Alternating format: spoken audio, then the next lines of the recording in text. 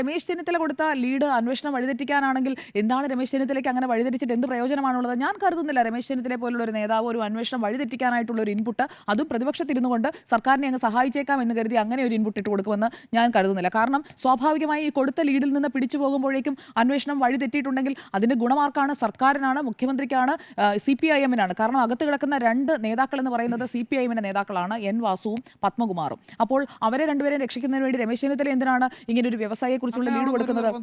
നാട്ടിലെ കഥകൾ ഇത്തരം സംഭവങ്ങൾ കഥകളൊക്കെ എപ്പോഴും വരുമല്ലോ. കഥകൾ SIT അതിന്റെ പുറകെ പോകാൻ നിർബന്ധിതരാകുന്ന ഒരു അവസ്ഥയുണ്ട്. അല്ല, കഥകളാണെന്ന് ഞാൻ കരുതുന്നില്ല. അതിന്റെ എൻ്റെ ആ ഒരു കൺവിക്ഷന്റെ അല്ലെങ്കിൽ എൻ്റെ ബോധ്യത്തിന്റെ അടിസ്ഥാനം രമേശ് ചെന്നിത്തലയാണ്. ഞാൻ അദ്ദേഹത്തെ റെസ്പെക്ട് ചെയ്യുന്നുണ്ട്. ഒരു നേതാവെന്ന നിലയിൽ അദ്ദേഹം പ്രതിപക്ഷ നേതാവായിരുന്നു, മുഖ്യമന്ത്രിയാകാൻ സാധ്യത കൽപ്പിക്കപ്പെടുന്ന ഒരാളാണ്. അങ്ങനെയുള്ള ഒരാൾ UDF-ന് നല്ല സാധ്യതയുള്ള, പ്രത്യേകിച്ചും തദ്ദേശ തെരഞ്ഞെടുപ്പിൽ നല്ല പെർഫോമൻസ് ഒക്കെ കാഴ്ചവെച്ച് ഇരിക്കുമ്പോൾ, അതിൽ സ്വർണ്ണക്കളയടക്കമുള്ള വിഷയങ്ങൾ ഇങ്ങനെ ഉയർത്തി നിൽക്കുമ്പോൾ അതിൽ അദ്ദേഹം വഴിതെറ്റിക്കാൻ വേണ്ടി ശ്രമിച്ചിട്ട് അദ്ദേഹത്തിന് എന്ത് കിട്ടാനാണ്? അങ്ങനെ ചെയ്യുമെന്ന് ഞാൻ കരുതുന്നില്ല. അപ്പോൾ വ്യവസായിയെക്കുറിച്ച് വാദമില്ല. വ്യവസായിയുടെ മൊഴി അതുപോലെ കൊടുത്തു മാത്രമേ രമേശ് ചെന്നിത്തല ഇപ്പോഴും ശരി. വ്യവസായി പറഞ്ഞ കാര്യങ്ങൾ അതൊരു ഇൻപുട്ടാണ്, അതൊരു ലീഡാണ്. ഒന്നും കിട്ടാതിരുന്ന SITക്ക് ഒരു ലീഡ് കൊടുത്തത് രമേശ് ചെന്നിത്തലയാണ്. അല്ലെങ്കിൽ ഈ രീതിയിലേക്ക് അന്വേഷണം, അതായത് ഇതിനകത്തെ ഹൈക്കോടതി ചോദിച്ച ചോദ്യങ്ങളിലേക്കുള്ള ഒരു അന്വേഷണത്തിന് ലീഡ് ഇട്ട് കൊടുത്തിരിക്കുന്ന രമേശ് ചെന്നിത്തലയാണെന്നുള്ളത് നമ്മൾ അംഗീകരിച്ചേ പറ്റൂ.